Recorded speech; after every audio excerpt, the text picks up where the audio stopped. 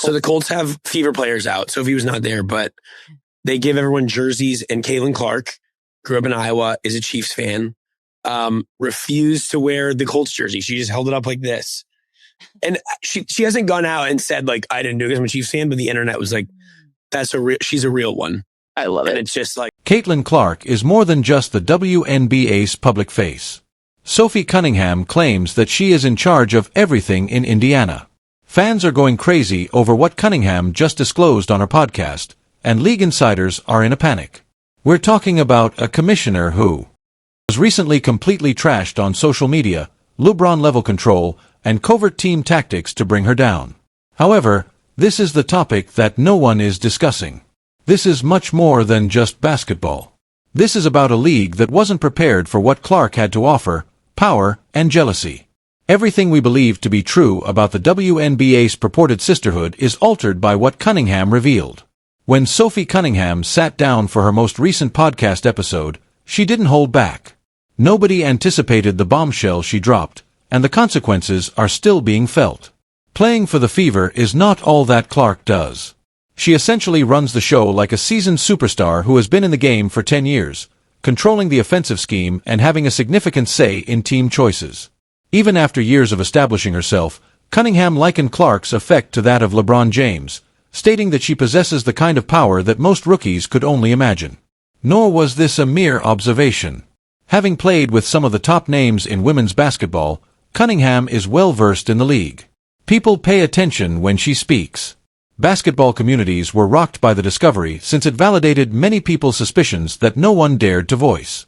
A novice with such power. In professional sports, that is practically unheard of. And the league is unable to overlook the discomfort it is causing veterans. LeBron's comparison wasn't made at random either. Consider it.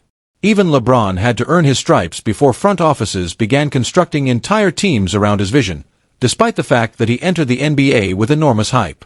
As soon as Clark arrived in Indianapolis, he took charge of the team's future. Cunningham disclosed that Clark is frequently consulted by the coaching staff regarding plays, modifications, and even player choices. For any rookie, let alone one who recently graduated from college months ago, that is abnormal.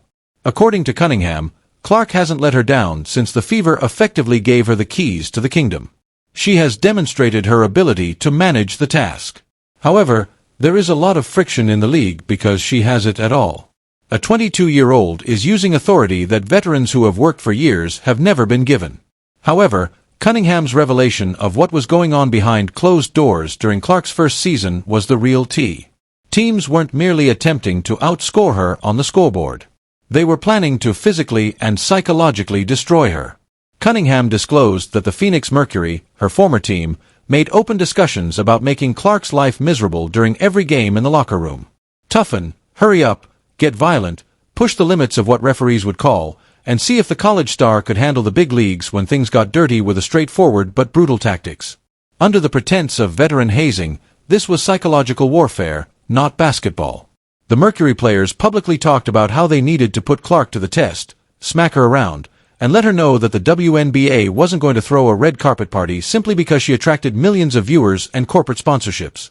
Cunningham made it very evident that this was a planned effort by several veterans who felt truly frightened by all the attention Clark was receiving, even though she did not name every player participated in these discussions. Consider the ramifications of this.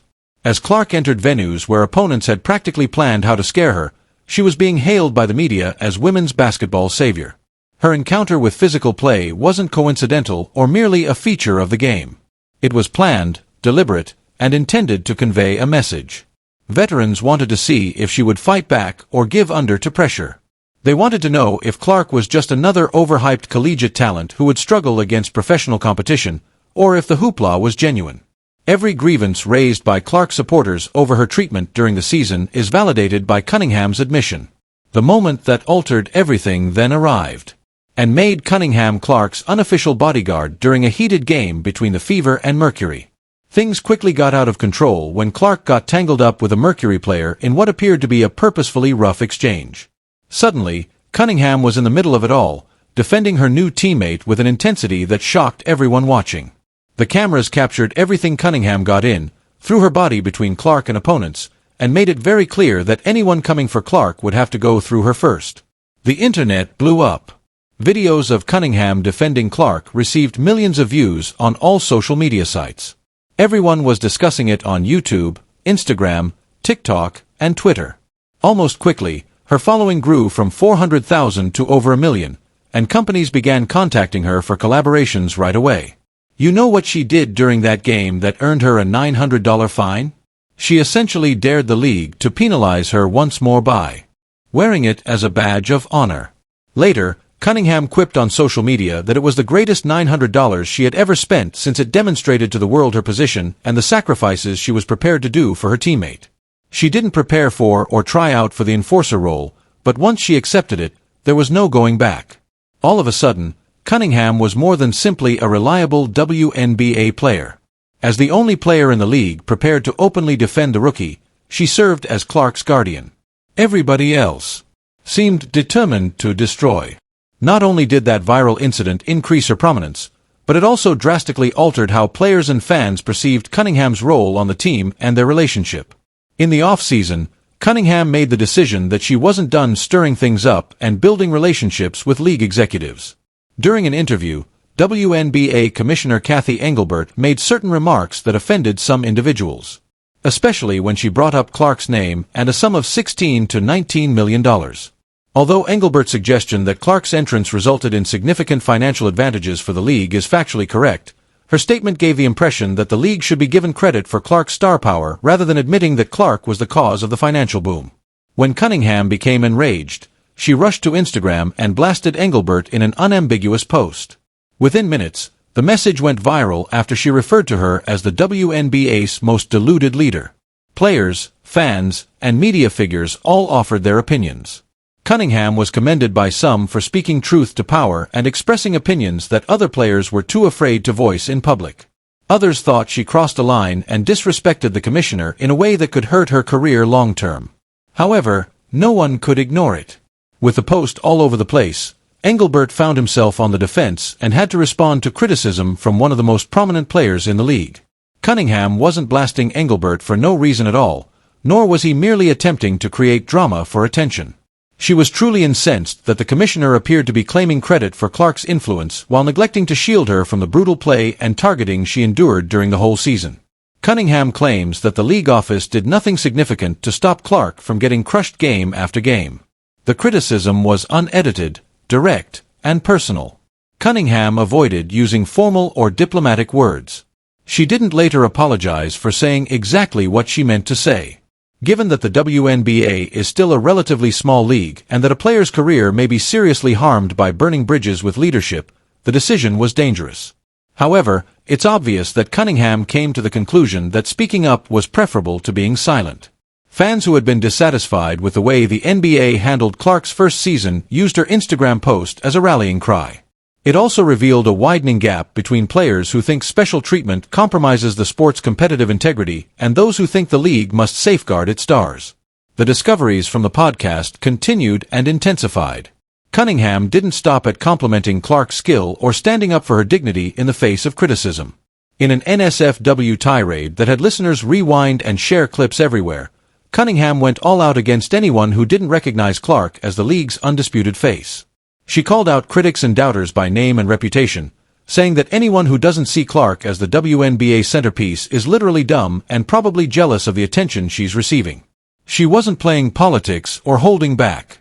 From someone who has been in the trenches and knows exactly what Clark brings to the table beyond her on-court performance, this was an honest, unvarnished assessment.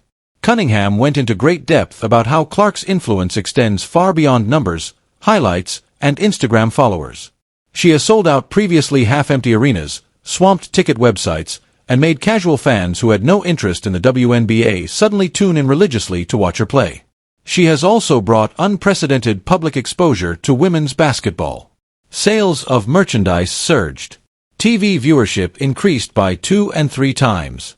After decades of ignoring women's basketball, corporate sponsors suddenly wanted to get involved. According to Cunningham, to deny that fact is to be willfully ignorant or to be so overcome by jealousy that you are unable to see past your own ego. Rising tides lift all boats, she said. So whether they want to acknowledge it or not, Every WNBA player gains financially and professionally from the attention Clark attracts. However, this is where things start to get interesting. And this is the section that most illustrates how complicated their connection is. Cunningham and Clark's relationship isn't this idealized fairy tale of teammates who adore each other and spend all of their free time together, despite all the defending, public support, and viral bodyguard moments. Cunningham publicly ridiculed Clark's appearance in the comments section of a swimsuit promotional post. Yes, it was lighthearted banter, but it revealed an aspect of their relationship that fans don't always see or comprehend.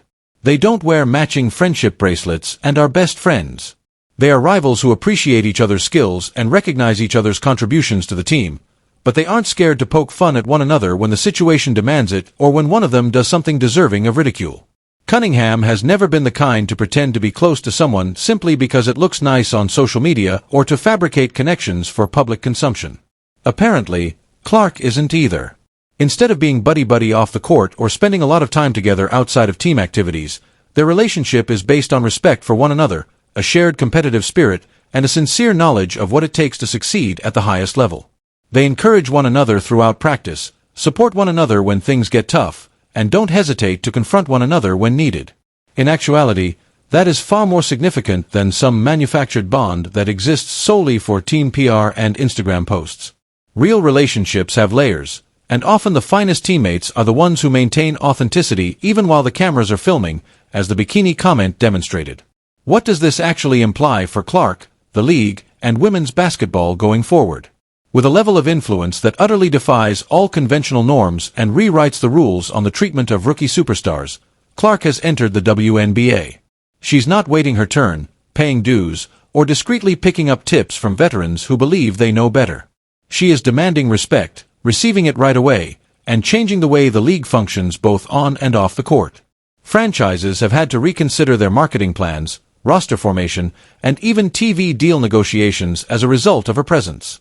The WNBA's continued division over its new reality and future is demonstrated by Cunningham's determination to speak out, publicly criticize league leadership, and stand up for Clark at every opportunity. Some executives and players actually dislike the attention Clark receives and wish the league's focus was shared more fairly. They fear that the WNBA is becoming overly reliant on one person's star power and view her as a danger to their own relevance. Others, like Cunningham, recognize that everyone benefits from rising tides and that everyone will have more chances as a result of Clark's success. There won't be any relief from the tension anytime soon. If anything, it will get more intense as Clark keeps breaking records and dominating. You can bet that the drama is far from ended as another season draws near. Teams will keep attempting to slow her down. Veterans will continue to wonder if she is deserving of all the attention. And regardless of who it offends, Cunningham is certain to continue expressing her opinions. The WNBA is at a real turning point that will shape women's basketball for the ensuing 10 years. Everyone involved, players, coaches, executives, media, and fans, has been forced to take a side due to Clark's domination both on and off the court. Are you among the traditionalists who want things done the old-fashioned way? Or are you prepared to welcome a new era in which superstars are regarded as the franchise-changing artists they truly are? Cunningham boldly, loudly, and unapologetically took her side. One thing is certain, regardless of whether you believe she is entirely correct or gone too far. She doesn't hesitate to express what others might only murmur behind closed locker room doors or in private group discussions. And that kind of brutal honesty may be exactly what basketball needs right now in a league that is finally receiving the mainstream attention it has been frantically pursuing for decades. Whether Clark will continue to rule the league and shatter all records is not the subject at hand. At this time, that is practically a given. The true question is whether the WNBA and its elite can manage the turmoil, envy, and fundamental power shift that accompany her extraordinary ascent to the top. When one player becomes more important than the entire sport, can a league that has always promoted equality and sisterhood survive? Cunningham appears to agree, but she's also ready to battle anyone who attempts to undermine Clark. And from what she's said and done thus far, that battle is only getting underway.